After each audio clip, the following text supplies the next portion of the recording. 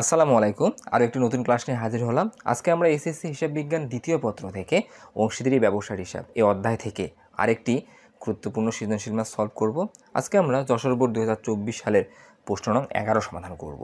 ইনশাআল্লাহ আমরা প্রশ্নটি বেসিক সহ বুঝে বুঝে করার চেষ্টা করব। তাই চলো কথা না বাড়িয়ে শুরুতে আমরা 11 নং প্রশ্নে কী বলা আছে তা দেখে নিই। প্রশ্নে বলা আছে সান ও মুন একটি অংশীদারি কারবারে দুইজন অংশীদার, তাদের লাভ লোকসান বন্টনের অনুপাত 7:3। অর্থাৎ আমরা লাভ লোকসান আবন্টন হিসাব প্রস্তুত করার মাধ্যমে যে বন্টনযোগ্য লাভ বা ক্ষতি পাবো, সেই লাভ বা ক্ষতি তারা সান এবং মুন 7:3 নিজেদের মধ্যে বন্টন করে নিবে। 2023 সালের 1 জানুয়ারি তারিখে তাদের মূলধন ছিল যথাক্রমে 2 লক্ষ টাকা, 1,80,000 টাকা। 2023 সালে 1 জানুয়ারি তারিখে তাদের প্রারম্ভিক মূলধন 2 লক্ষ এবং 1,80,000 টাকা নিয়ে এই হিসাবকালটা শুরু হয়েছে। চুক্তি মোতাবেক মূলধন ও উত্তোলনের উপর 5% হারে সুদ ধার্য করতে হবে। চুক্তি মোতাবেক অংশীদাররা যত টাকা মূলধন প্রতিষ্ঠানে বিনিয়োগ করছে তত টাকার উপর কারবার তাদেরকে 5% সুদ প্রদান করবে এবং সারা বছরে অংশীদাররা যত টাকা কারবার থেকে নগদ উত্তোলন করছে নগদ উত্তোলনের উপর অংশীদাররা কারবারে 5% সুদ প্রদান করবে। সান প্রতি মাসে 2,000 টাকা বেতন পাবে। সান যেহেতু প্রতিষ্ঠানের সার্বক্ষণিক দায়িত্ব পালন করবে, তাই সান প্রতি মাসে কারবার থেকে 2,000 টাকা করে বেতন নিবে।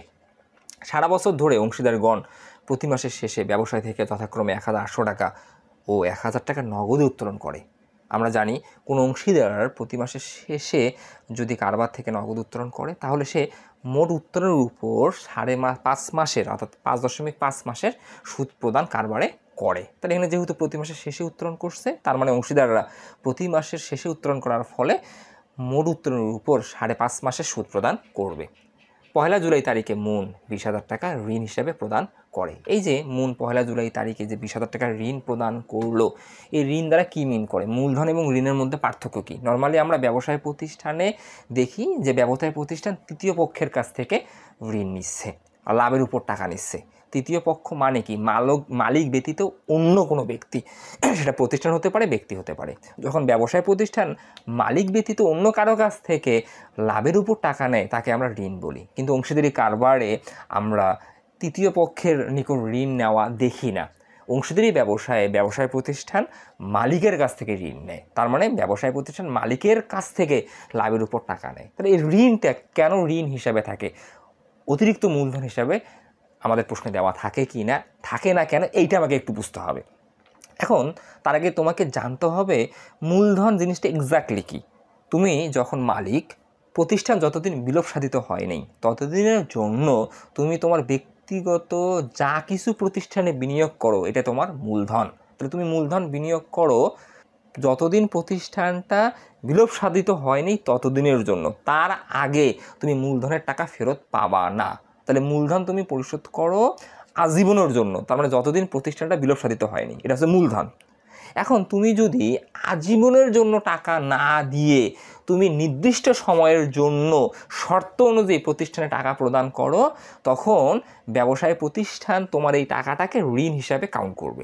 তাহলে 1 জুলাই তারিখে মুন 20,000 টাকা যে ঋণ প্রদান করছে, মুন মানে এই প্রতিষ্ঠানের মালিক 20,000 টাকা ঋণ দিচ্ছে, তার মানে মালিক তৃতীয় পক্ষের ন্যায় কাজ করতেছে। তার মানে এটা সীমিত সময়ের জন্য মালিক কারবারে দিছে, তার মানে কারবারের অর্থের প্রয়োজন। তখন মালিক উপলব্ধি করলো যে কারবারে অর্থের প্রয়োজন, তখন দুইজন অংশীদার আলোচনা সাপেক্ষে মুন সিদ্ধান্ত নিল যে আমি ব্যবসায় প্রতিষ্ঠানে 20,000 টাকা সীমিত সময়ের জন্য প্রদান করলাম। এই যে সীমিত সময়ের জন্য যে সে ব্যবসায় প্রতিষ্ঠানে 20,000 টাকা প্রদান করলো, এটাই হচ্ছে ব্যবসায় প্রতিষ্ঠানের ঋণ। এখন মুন যে 20,000 টাকা প্রদান করলো, সেটা কেন প্রদান করলো? আসলে লাভের আশায়।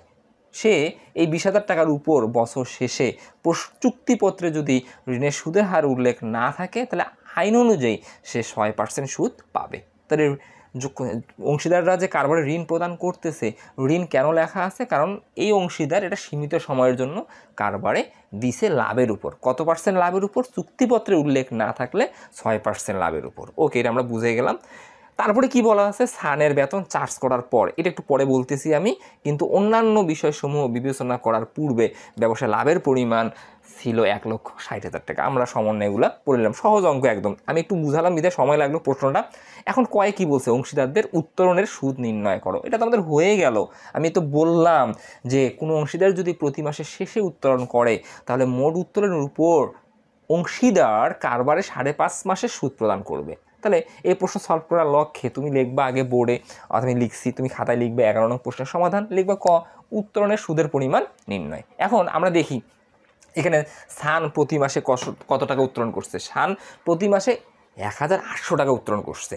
এই যে 1,800 টাকা উত্তোলন করছে, মোট উত্তোলনের উপর সে 5.5 মাসের সুদ প্রদান করবে, অর্থাৎ 5% হারে 5.5 মাসের সুদ প্রদান করবে। তাহলে আমরা লিখি ক উত্তোলনের সুদের পরিমাণ নির্ণয়, লিখবা স্থান। এখন তার মোট উত্তোলনটা বাইর করতে হবে, এটা মাসেও বের করা যায়, মোট উত্তোলন দ্বারা বাইর করি আমরা। তাহলে কী করতে হবে, 1800-কে আমরা 12 দ্বারা গুণ করব। আমি আসলে এটা করে রাখছি। তাহলে 1800-কে যদি 12 দ্বারা গুণ করি আমরা মোট উত্তোলন পাবো 21,600।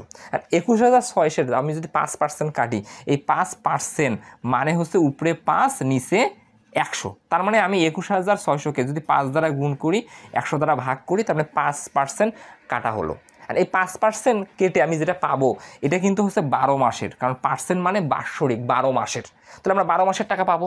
কিন্তু আমরা নিয়ম অনুযায়ী কী জানি, কোনো অংশীদার যদি প্রতি মাসের শেষে উত্তোলন করে তাহলে 5.5 মাসের সুদ প্রদান করে। তাহলে আমি পার্সেন্ট কেটে যে টাকাটা পাইলাম এটা 12 মাসের, এটাকে আমাকে কি করতে হবে, 5.5 মাসে কনভার্ট করতে হবে। এই জন্য আমি যত টাকা পাবো ওই টাকাকে আমরা 12 দ্বারা ভাগ করব, 5.5 দ্বারা গুণ করব। তাহলে আমরা যদি 21,600-কে 5 দ্বারা গুণ করে 100 দ্বারা ভাগ করি, যে টাকাটা পাবো সেটাকে 12 দ্বারা ভাগ করে 5.5 দ্বারা গুণ করি, তাহলে আমরা টাকা পাবো হচ্ছে 495।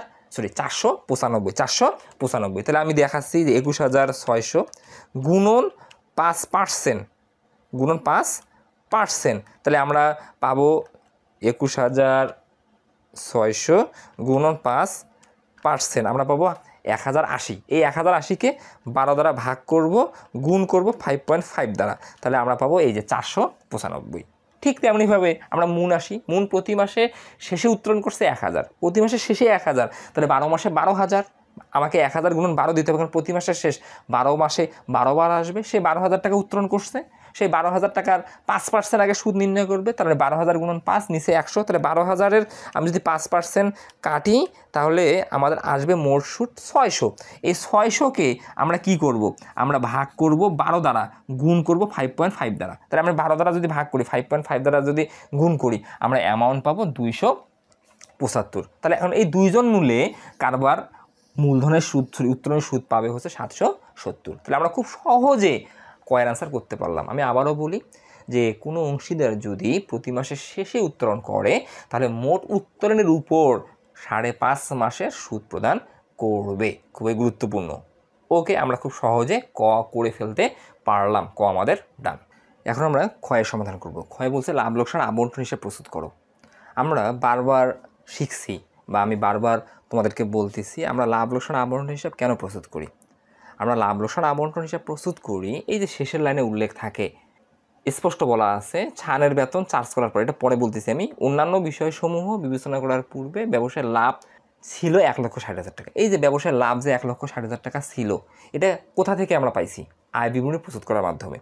আমরা আয় বিবরণী প্রস্তুত করার পর আমরা কিন্তু 1,60,000 টাকার নিট লাভ পেয়েছি। আর আয় বিবরণী প্রস্তুত করার পরও আমরা দেখি যে হিসাবকাল শেষে কিছু ব্যয় বা কিছু আয় বিবরণীতে লিপিবদ্ধকরণে বাদ পড়ে গেছে।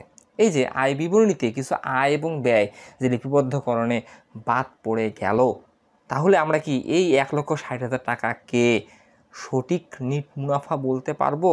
না, বলতে পারবো না। কারণ আমি সঠিক নিট মুনাফা কখন বলবো, যখন হিসাবকাল শেষে সকল আয় সকল ব্যয় নিয়ে আমরা যে আয় বিবরণী প্রস্তুত করে নিট মুনাফা নির্ণয় করব, এটা সঠিক নিট মুনাফা।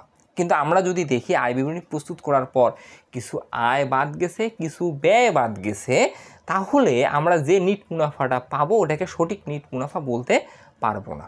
তাহলে এখন এটাকে সঠিক করার উপায় কি?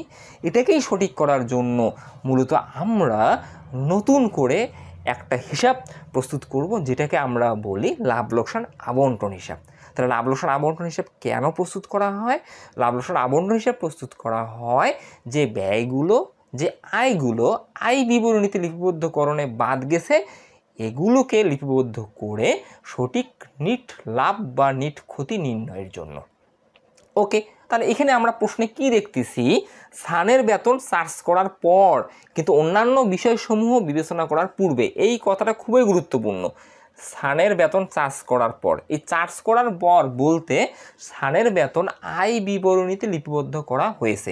এটা একটু তোমরা নোট করে নাও। যদি লেখা থাকে এমন, স্থানের বেতন চার্জ করার পর, স্থানের বেতন হিসাবভুক্ত করার পর, স্থানের বেতন ডেবিট করার পর, এই কথাগুলো থাকবে। চার্জ করার পর, হিসাবভুক্ত করার পর, ডেবিট করার পর, মানে এগুলো আয় বিবরণীতে লিপিবদ্ধ হয়ে গেছে। করার পর মানে লিপিবদ্ধ হয়ে গেছে অন্যান্য বিষয়সমূহ বিবেচনা করার পূর্বে, মানে আগে। তার মানে স্থানের বেতন লেখার পর কিন্তু অন্যান্যগুলো লেখার আগে, মানে অন্যান্যগুলো লেখা হয়নি। তাহলে যদি কখনো প্রশ্নে দেখো যে অমুক ডেবিট করার পর, চার্জ করার পর, হিসাবভুক্ত করার পর, মানে এটা অলরেডি আয় বিবরণীতে লিপিবদ্ধ হয়েছে। তার মানে স্থানের বেতন ব্যতীত অন্যান্য যেগুলো ব্যয় আছে এগুলো আয় বিবরণীতে লেখা হয়নি, অন্যান্য যেগুলো আয় আছে এগুলো আয় বিবরণীতে লেখা হয়নি। এগুলোকে নিয়েই আমরা মূলত খ লাভ লোকসান আবন্টন হিসাব প্রস্তুত করব। এখন লাভ লোকসান আবন্টন হিসাব প্রস্তুত করার লক্ষ্যে আমরা সব সময় শেষের লাইনের নিট মুনাফা দ্বারা অঙ্কটা শুরু করব। এখন আমরা জানি লাভ লোকসান আবন্টন হিসাব মানে আমাকে টি ছক করতে হবে। এটা উলম্ব ছকেও করা যায়, টি ছকে করাটা বেটার।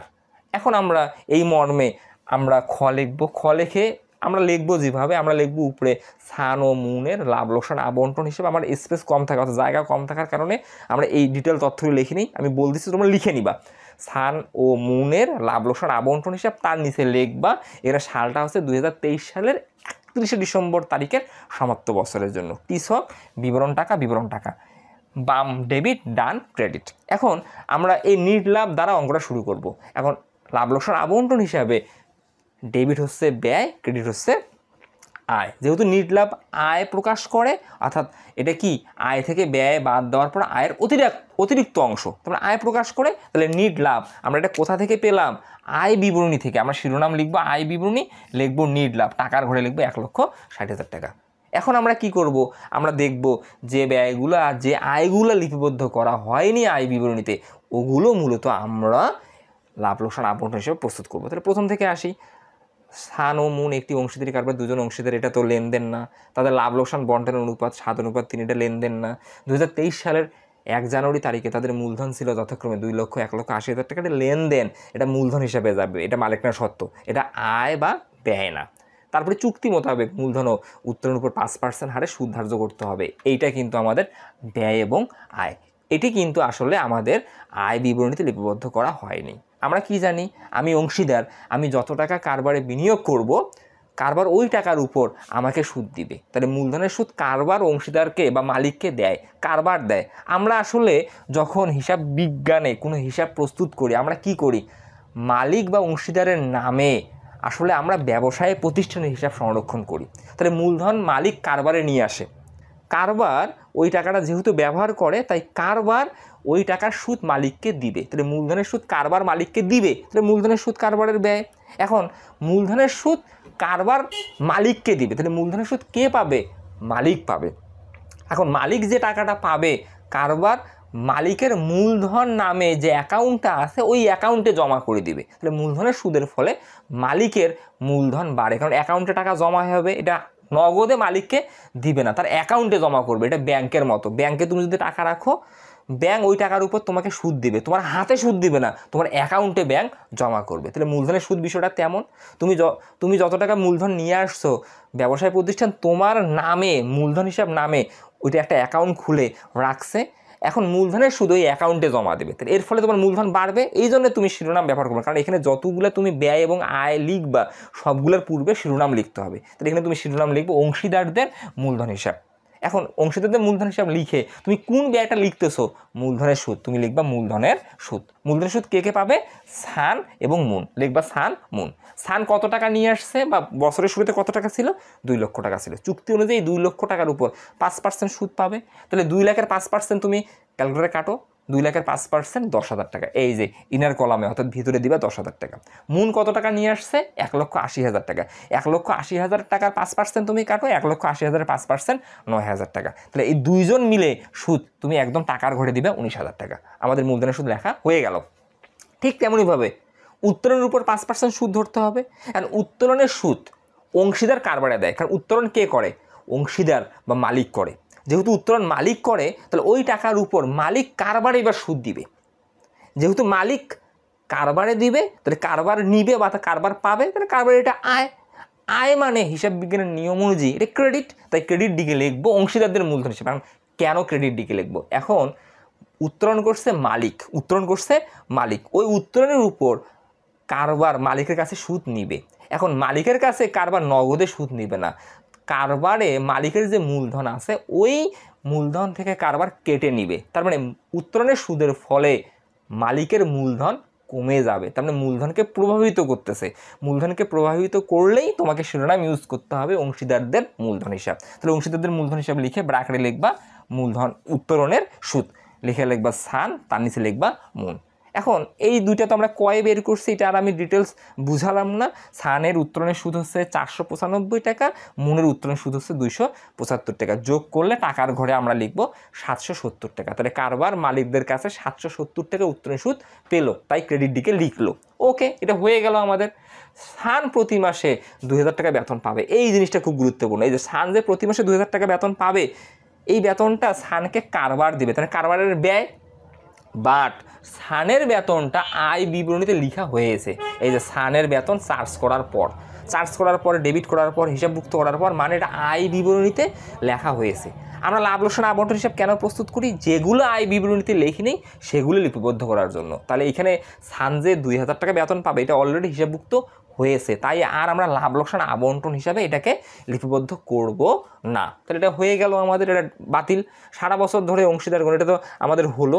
1 জুলাই তারিখে মুন 20,000 টাকা ঋণ হিসেবে প্রদান করে। এটাও তো আমরা ডিটেল আলোচনা করলাম যে ঋণ জিনিসটা আসলে এক্স্যাক্টলি কি। এটা তো আমাদের অংশীদারি কারবার। আমরা নর্মালি ব্যবসায় প্রতিষ্ঠানের ঋণ গ্রহণ করি বা ঋণ নেই ব্যাংক থেকে বা অন্য কারো কাছ থেকে। ওকে, আর অংশীদারি ব্যবসায় প্রতিষ্ঠান ঋণ নেয় অংশীদারের কাছে। তাহলে মুন হচ্ছে এই প্রতিষ্ঠানের অংশীদার বা মালিক, মুনের কাছ থেকে কারবার 20,000 টাকা ঋণ নিছে। এখন আমরা অংশীদারি আইন অনুযায়ী জানি, কোনো অংশীদার যদি কারবার ঋণ প্রদান করে, চুক্তিপত্রে যদি ঋণের সুদের হার উল্লেখ না থাকে, তার মানে অংশীদার কত টাকা ঋণ প্রদান করছে ওইটার উপর তো সুদ কারবার অংশীদারকে দিবে। কারণ তুমি অংশীদার বা তুমি মালিক, তুমি ব্যবসায় প্রতিষ্ঠানে যদি কারো কাছ থেকে ঋণ নেও, কারবার কি ওই টাকার সুদ তাকে প্রদান করবে না? অবশ্যই প্রদান করবে। ঋণ মানে তো লাভের উপর টাকা নেওয়া। তাহলে কারবার মুনের কাছে কত টাকা লাভের উপর নিছে, 20,000 টাকা লাভের উপর নিছে। তাহলে কারবার মুনকে অবশ্যই ওই ঋণের সুদ প্রদান করবে। কত % হারে ঋণের সুদ প্রদান করবে চুক্তিপত্রে উল্লেখ নাই। তখন অংশীদারি আইন বলতেছে যে কারবার 6% ঋণের সুদ প্রদান করবে। এটা তোমাকে জানতে হবে। তোমরা জানো, এটা এমন না তোমরা জানো না, তোমরা জানো। তাহলে আমরা জানি কোনো অংশীদার যদি কারবারে ঋণ নিয়ে আসে, যদি চুক্তিপত্রে ঋণের সুদের হার উল্লেখ না থাকে, তাহলে অংশীদারি আইন কি বলে যে ঋণের উপর কারবার 6% সুদ প্রদান করবে। এখন ঋণ তো কারবার নিছে, তাহলে ঋণের সুদ কি, কারবারের ব্যয়। এখন যখন অংশীদার ঋণ নিয়ে আসবে, তখন কারবার ওই অংশীদারের নামে এই 20,000 টাকা ঋণ হিসাব দেখাবে। অর্থাৎ যখন মুন কারবারে ঋণ নিয়ে আসছে, তখন মুনের ঋণ হিসাব নামে 20,000 টাকার একটা হিসাব কারবার ওপেন করছে। এখন ওই হিসাবে ঋণের সাথে সাথে প্রতি বছরে যত টাকা সুদ হবে ওই সুদটাও জমা হবে। এখন ঋণের সুদ কে পাবে, মুন পাবে। কিন্তু মুনের তো এটা মূলধন না, তো ঋণের সুদ যেহেতু মুন পাবে, এই ঋণের সুদটা কোথায় জমা হবে, মুনের ঋণ হিসাবে জমা হবে। তাহলে এটার উপরে কি হেডলাইন ইউজ করা যাবে, মুনের মূলধন হিসাব। কারণ মূলধন আমরা কখন শিরোনাম ইউজ করব? যখন কোনো ব্যয়ের বা আয়ের ফলে মূলধনকে প্রভাবিত করবে। তাহলে ঋণের সুদ মুন পাবে, এটা কাকে প্রভাবিত করবে? মুনের ঋণ হিসাবকে প্রভাবিত করবে। খুব গুরুত্বপূর্ণ, তাই তোমাকে লিখতে হবে মুনের ঋণ হিসাব। এটা কিন্তু মুনের মূলধন হিসাবে লেখা যাবে না। তুমি ভাবতে পারো যে মুন তো ঋণের সুদ পাচ্ছে, তাহলে তার মূলধনকে বাড়িয়ে দিলে তো হয় না। মূলধন আর ঋণের মধ্যে পার্থক্যটা আমি শুরুতে বুঝালাম। মূলধন মানে যখন তুমি আজীবনের জন্য কারবারে টাকা প্রদান করবে, এটা মূলধন। আর তুমি যখন সীমিত সময়ের জন্য অংশীদারি ব্যবসায়ে টাকা প্রদান করবে, এটা ঋণ। তুমি আজীবনের জন্য টাকা দিলে মূলধন, ওইটার সুদ হচ্ছে মূলধনের সুদ। ওইটার যদি সুদ হয়, মূলধনের যদি সুদ হয়, তোমার মূলধনকে প্রভাবিত করবে। কিন্তু ঋণের সুদ ঋণকে প্রভাবিত করবে, মূলধনকে প্রভাবিত করবে না। তাহলে তুমি লিখবা মুনের ঋণ হিসাব, নিচে লিখবা ঋণের সুদ। এখন মুন কত টাকা ঋণ নিয়ে আসছে?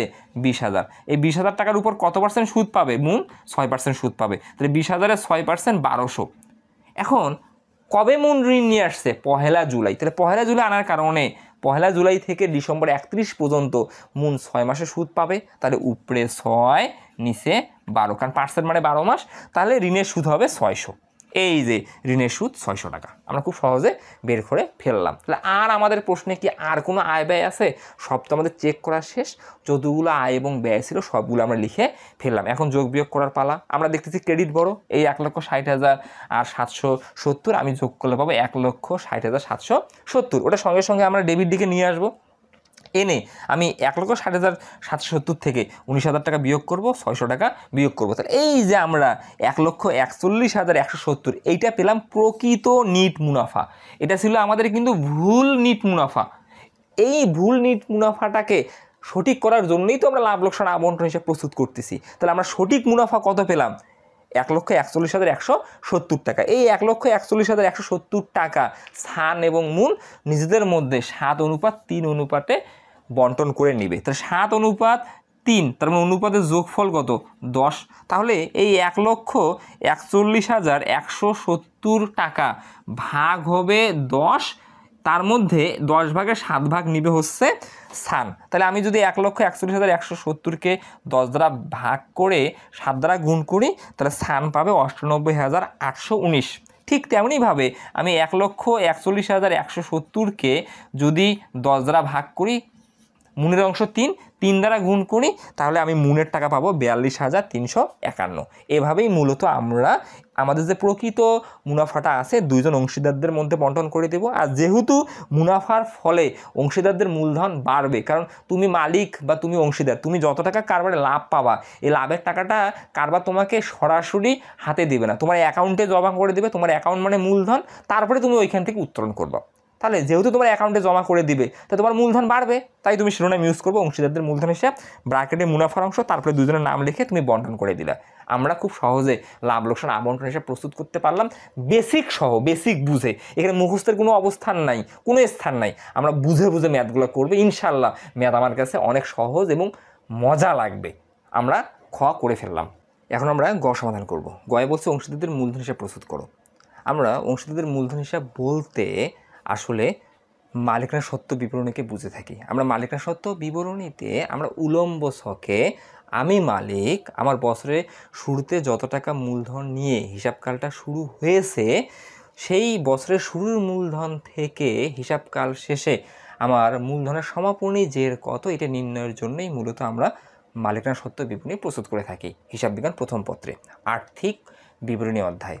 আর্থিক বিবরণী অধ্যায়ে হিসাব বিজ্ঞান প্রথম পত্রে যখন তুমি মালিকানা সত্ত্ব বিবরণী প্রস্তুত করেছো, তখন তুমি কি করছো একটু থিঙ্ক করো। তুমি প্রারম্ভিক মূলধনের সাথে অতিরিক্ত মূলধন যোগ করছো, চলতি বছরের নিট লাভ যোগ করছো, মাইনাস উত্তোলন বিয়োগ করছো, মাইনাস পণ্য উত্তোলন বিয়োগ করছো, যদি উত্তোলনের সুদ থাকতো বিয়োগ করছো, যদি মূলধনের সুদ থাকতো যোগ করছো। এই জিনিসগুলোই তুমি থিঙ্ক করো। তুমি এই যে প্রারম্ভিক মূলধন, অতিরিক্ত মূলধন, মূলধনের সুদ, নিট লাভ, এগুলো যোগ করে সেখান থেকে উত্তোলন, পণ্য উত্তোলন, উত্তোলনের সুদ বিয়োগ করে তুমি যে জেটটা পেয়েছো, এটা তোমার সমাপনী মূলধন বা হিসাবকালের শেষের মালিকানা সত্ত্ব। তুমি মালিকানা সত্ত্বতে মূলত এইভাবেই সমাপনী মালিকানা সত্ত্ব নির্ণয় করে থাকো, ওটা উলম্ব ছকে। আর ওই জিনিসটাকেই তোমাকে আমি যদি বলি ওটা টি ছকে প্রস্তুত করো, তাহলে তুমি কি করতে? মূলধন মানে ক্রেডিট যে প্রকাশ করে, তুমি প্রারম্ভিক মূলধনটা ক্রেডিট দিকে লিখতে, কারণ হিসাব বিজ্ঞানে মূলধন এটা আসলে রাইট সাইডের এলিমেন্ট, ডান দিকে অবস্থান করে। আমরা যদি হিসাব সমীকরণ দেখি আসলে কি পাই, আমরা পাই সম্পদ ইকুয়াল টু দায় যোগ মালিকানা সত্ত্ব মানে মূলধন।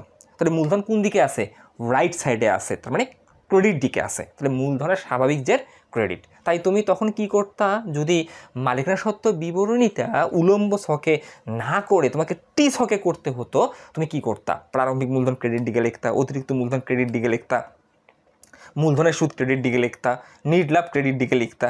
লিখে তুমি সেখান থেকে যে দফাগুলো বিয়োগ করলা, উত্তোলন তুমি ডেবিট দিকে লিখতা, তুমি উত্তোলনের সুদ ডেবিট দিকে লিখতা, পণ্য উত্তোলন ডেবিট দিকে লিখতা, তারপরে যোগ বিয়োগ করে তুমি সমাপনী যে নির্ণয় করতা।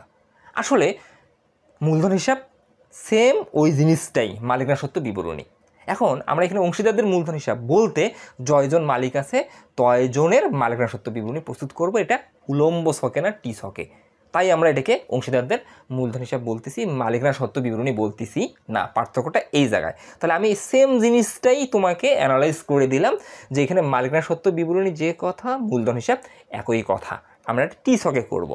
এই জন্য আমরা কী করবো, এখানে অংশীদারদের মূলধন হিসাব প্রস্তুত করার লক্ষ্যে আমাদের প্রশ্ন অনুসারে যে দফাগুলো মূলধন বাড়াবে ওগুলো ক্রেডিট দিকে লিখবো, যে দফাগুলো মূলধন কমাবে সেগুলোকে ডেবিট দিকে লিখবো।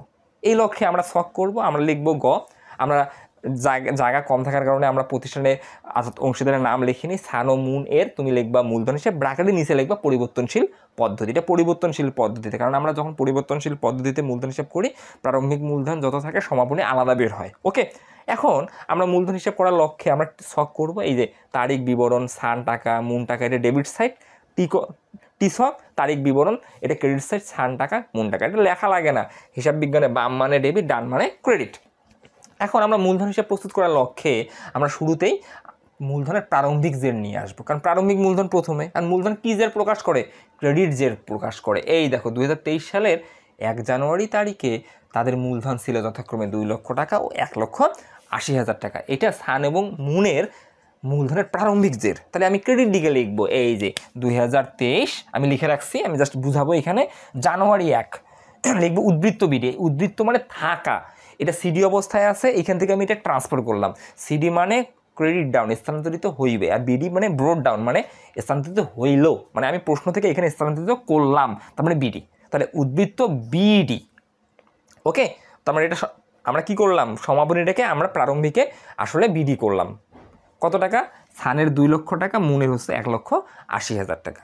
ওকে, এরপরে আমরা কি করব, আমরা মূলধনকে প্রভাবিত করে এই দফাগুলো এখন আমরা লিখব। তাহলে প্রারম্ভিক মূলধনের পর আমরা প্রশ্নে দেখতেছি যে সারা বছর ধরে অংশীদারগণ প্রতি মাসের শেষে ব্যবসায় থেকে যথাক্রমে 1,800 টাকা ও 1,000 টাকা নগদে উত্তোলন করে। আমরা জানি উত্তোলন করে তো মূলধন কমে, আমরা মাইনাস করি। তাহলে এখানে মাইনাস করার জন্য ডেবিট দিকে লিখবো, কারণ ক্রেডিট দিকের জিনিসটা যখনই ডেবিট দিকে লিখবো তখন মাইনাস হয়ে যাবে।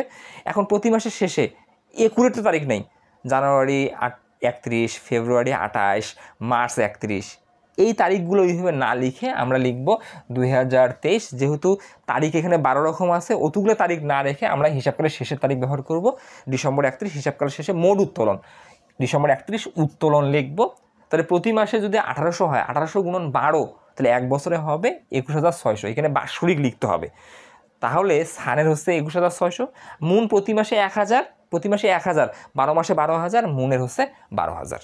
ওকে, তাহলে প্রথমে লিখলাম প্রারম্ভিক মূলধন, তারপরে লিখলাম উত্তোলন। প্রারম্ভিক মূলধনের পর আমরা যদি প্রশ্নে দেখি অতিরিক্ত মূলধন থাকে, অতিরিক্ত মূলধনকে বাড়াবে ক্রেডিট দিকে লিখবো, তারিখ দিয়ে নগদানুব্লিক ব্যাংক হিসাব, ব্র্যাকেটে অতিরিক্ত মূলধন লেখার নিয়ম এটা, লিখে যে আনসার তার ঘরে আমরা টাকা লিখে দেবো। ওকে, অতিরিক্ত মূলধন নাই। এরপরে আমরা কি করব, টেকনিক্যালি আমরা এই যে ক্ষয়ে যে লাভ লোকসান আবন্টন হিসাব প্রস্তুত করছি, এটা আমি এখানে বোর্ডে অর্থাৎ আমার মনিটরে লিখে রাখছি, যে লাভ লোকসান আবন্টন হিসাব। লাভ লোকসান আবন্টন হিসাবে আমরা কিছু ব্যয় লিখছি ডেবিট দিকে, কিছু আয় লিখছি ক্রেডিট দিকে। এখন এটা টেকনিক্যালি আমরা কি করি, মূলধন হিসাবে যেগুলো ডেবিট দিকে লিখছি সেগুলো আমরা মূলধনের ক্রেডিট দিকে লিখবো, কারণ ডেবিট দিকের দফাগুলো মূলধনকে প্রভাবিত করে। তুমি দেখলেই বুঝতে পারবা, ডেবিট দিকে প্রথমে মূলধনের সুদ আছে, মূলধনের সুদ স্থান পাবে, স্থানের অ্যাকাউন্টে জমা হবে। স্থানের অ্যাকাউন্ট কি? মূলধন হিসাব। এই যে স্থানের অ্যাকাউন্ট, এটা মূলধন হিসাবে জমা হবে, এটা স্থানের অ্যাকাউন্ট। ওকে, তাহলে স্থান কত টাকা মূলধনের সুদ পাবে? 10,000 টাকা।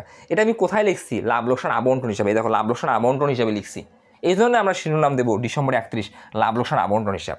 লিখে লিখবো মূলধনের সুদ, কারণ মূলধনের সুদের ফলে মালিকের মূলধন বাড়ে, তাই ক্রেডিট দিকে লিখবো। তোমরা এটা টেকনিক্যালি কি ডেবিটটা ক্রেডিট দিকে ট্রান্সফার করবো মূলধনের। তাহলে মূলধনের সুদ সানের ঘরে লিখবো 10,000, মুনের ঘরে লিখবো 9,000, এই যেমন আছে তেমন। তারপরে মুনের ঋণ হিসাব, মুনের ঋণ হিসাব ঋণের সুদ, ঋণের সুদটা মুনের ঋণ হিসাবে যাবে, এটা মূলধন হিসাবে যাবে না। তার মানে যার হেডিং আছে অংশীদারদের মূলধন হিসাব, শুধু সেগুলোকে ট্রান্সফার করবো, অন্যগুলোকে না। তারপরে অংশীদারদের মূলধন হিসাব, এই দেখো মুনাফার অংশ, সানের মুনাফা দেওয়া আছে, মুনের মুনাফা দেওয়া আছে, এই মুনাফার জন্য তাদের মূলধন বাড়বে। তাহলে আমরা লিখবো মুনাফার অংশ, সানের ঘরে লিখবো 98,819, মুনের ঘরে লিখবো 42,331, এটা কিন্তু লাভ লোকসান আবন্টন হিসাব থেকে। ওকে, এরপরে আমাদের ক্রেডিট ট্রান্সফার করবো, ক্রেডিটটা তাহলে ডেবিট দিকে আসবে, উত্তরণের সুদের ফলে মূলধন কমে, তাহলে ক্রেডিট দিকে আসে, ট্রান্সফার করবো ডেবিট দিকে লিখবো ডিসেম্বর 31। কই থেকে আনতেছি আমরা? লাভ লোকসান আবন্টন হিসাব, তার শিরোনাম ব্যবহার করবো লাভ লোকসান আবন্টন হিসাব। লিখে লিখবো উত্তরণের সুদ, যার ঘরে যত তার ঘরে দিয়ে দেবো। তাহলে সানের ঘরে 495, মুনের ঘরে 275, আমি লিখে ফেললাম। ওকে, এখন আমি চিন্তা করতেছি তো সব লেখা শেষ, কারণ আমি ডেবিট দিকে যে দফাগুলো ছিল মূলধনকে প্রভাবিত করে আমরা লিখে ফেললাম, ক্রেডিট দিকে দফাগুলো ছিল মূলধনকে প্রভাবিত করে লিখে ফেললাম। না, শেষ হয়নি, কারণ এই অঙ্কে একটু ঝামেলা আছে। ঝামেলাটা শেষের লাইনে কি বলা আছে? সানের বেতন চার্জ করার পর, সান তো প্রতি মাসে কারবার থেকে 2,000 টাকা করে বেতন পাবেই। দেখো, সান প্রতি মাসে 2,000 টাকা বেতন পাবে, সান বেতন পাবে, কারবার সানকে বেতন প্রতি মাসে 2,000 টাকা করে দিবে। সান আর কি হাতে দিবে? এখানে হাতে দেওয়ার কোনো সুযোগ নেই, এটা আসলে ব্যাঙ্ক অ্যাকাউন্টের মতো। ব্যাঙ্ক যে লেনদেনগুলোই সম্পূর্ণ করুক না কেন তোমার অ্যাকাউন্টে জমা করে দিবে, তোমার হাতে কোনো টাকা দিবে না।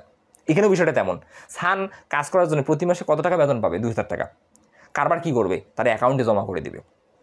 এখন সানের বেতন এটা তো আয় বিবরণীতে লেখা হয়েছে, তাই তো লাভ লোকসান আবন্টনে বসে নাই। দেখো, লাভ লোকসান আবন্টনে বসে নাই, ডেবিট দিকে দেখো, লাভ লোকসান আবন্টনের মূলধনের সুদ বসাইছো, ঋণের সুদ বসাইছো, মুনাফার অংশ বসাইছো। তাহলে বেতন তো ব্যয়, কিন্তু বলা যে ছিল সানের বেতন ডেবিট করার পর, তার মানে এটা আয় বিবরণীতে লেখা হয়েছে, তাই তো এখানে লেখো নাই। যদি বেতনটা এখানে লিখতা তাহলে তুমি এখান থেকে কিন্তু এখানে ট্রান্সফার করতা, প্রবলেমটা কিন্তু এই জায়গায়। তুমি কিন্তু লেখো নাই, তাহলে বেতনটা কোথায় লিখছো? তুমি আয় বিবরণীতে লিখছো। এখন বেতন তুমি কোথায় লিখছো, কোথায় লেখো নাই, এটা নট এ ম্যাটার। বেতনের ফলে সানের মূলধন বাড়বে না কমবে, কারণ আমি তো বললাম এখানে এটা ব্যাংকের মতো। তুমি যত টাকা পাবা ব্যাংক থেকে, তোমার অ্যাকাউন্টে ব্যাংক জমা করে দেবে। ঠিক তেমনি অংশীদার যত টাকা কারবার থেকে পাবে, কারবার তার অ্যাকাউন্টে জমা করে দেবে। তাহলে সান প্রতি মাসে 2,000 টাকা করে বেতন পাবে, প্রতি মাসে 2,000, তাহলে এক বছরে কত? 24,000। এই টাকাটা সানের অ্যাকাউন্টে জমা হবে। এটা কোথায় লেখা হয়েছে? আয় বিবরণীতে লেখা হয়েছে, তাহলে আয় বিবরণী থেকে অ্যাকাউন্টে আসবে, তাহলে অ্যাকাউন্টে জমা হবে, মানে বাড়বে। তাই তো ক্রেডিট দিকে লিখবো ডিসেম্বর 31। আমি কোথায় লিখছি? আয় বিবরণী, কোনোভাবে লাভ লোকসান আবন্টন হিসেবে বসানো যাবে না। আয় বিবরণী জিনিসে লিখবো বেতন প্রতি মাসে 2,000, তাহলে এক বছরে কত? সানের ঘরে হবে 24,000, আর মূল তো নাই, ড্যাশ, আর কোনো দফা নেই। তাহলে খুবই গুরুত্বপূর্ণ এটা, আয় বিবরণী কেন লিখছি? কারণ এটা আয় বিবরণীতে আমি লিখছি। বেতন মানে তার অ্যাকাউন্টকে বাড়াতে হবে, এটা চিরন্তন সত্য, কারণ সান যেহেতু বেতন পাবে তার অ্যাকাউন্ট বাড়বে। ওকে, আর আমাদের কোনো দফা আছে নেই। এখন স্বাভাবিকভাবে আমি যোগ বিয়োগ করি। প্রথমে সান 2,10,000, 98,819, 24,000 যোগ করলে হবে 3,32,819। ঠিক তেমনইভাবে মুন 1,80,000, 9,000, 42,351 যোগ করলে পাবা 2,31,351। দুটো টাকাই তুমি ট্রান্সফার করে ডেবিট দিকে নিয়ে আসো, সিস্টেম নিয়ে আসো, এনে সানের ঘরের টাকা সানের ঘরে দাও, মুনের ঘরের টাকা মুনের ঘরে দাও, দিয়ে এই টাকা থেকে এই টাকা বিয়োগ করো, এই টাকা বিয়োগ করো। তাহলে সানের সমাপনী মূলধন, যেটা আমি মালিকানা সত্ত্ব বিবরণীতে সমাপনী মালিকানা সত্ত্ব বা সমাপনী মূলধন নামে লিখতাম, আমি সমাপনী পেলাম, এই দেখো 3,10,729 টাকা। এইটে টি ছকে আমরা সমাপনী মূলধন পেয়ে গেলাম। ঠিক তেমনইভাবে এবার মুন আসি, মুনের মোট এটা, সেখান থেকে সে উত্তোলন করছে 12,000, সে এখান থেকে 275 টাকা নিছে। তার এখন কারবারে মূলধন রয়ে গেছে কত? 2,19,076। কখন? এটা সমাপনী, তাই দেখো ডিসেম্বর 31 উদ্বৃত্ত সিডি। তুমি যেটা বের করবে সেটা সিডি, দেখছো বিষয়টা? এই সমাপনী মূলধনটা পরের বছরেই তো প্রারম্ভিক হয়ে যাবে, তারপরে পরের বছরে আবার নতুন হিসাবকাল শুরু হবে সানের এই টাকা দ্বারা, মুনের এই টাকা দ্বারা। তাহলে এই সঙ্গে সঙ্গে কী করতে হবে? পরের বছরে এই সিডিটাকে জানুয়ারি 1 তারিখে বিডি করে A to Z বক্স করে অঙ্কটা শেষ করে দিতে হবে। খুব সহজে আমরা বেসিক বুঝে আমরা অংশীদারদের মূলধন হিসাবটা প্রস্তুত করতে পারলাম। আজকে এই পর্যন্ত। তোমরা ভালো থাকবে, সুস্থ থাকবে, আমার জন্য বেশি বেশি করে দোয়া করবে, যাতে তোমাদের জন্য আমি বেসিক সহ খুব সহজে হিসাব বিজ্ঞানের ক্লাসগুলো কন্টিনিউ রাখতে পারি। আল্লাহ হাফেজ, আসসালামু আলাইকুম সবাইকে।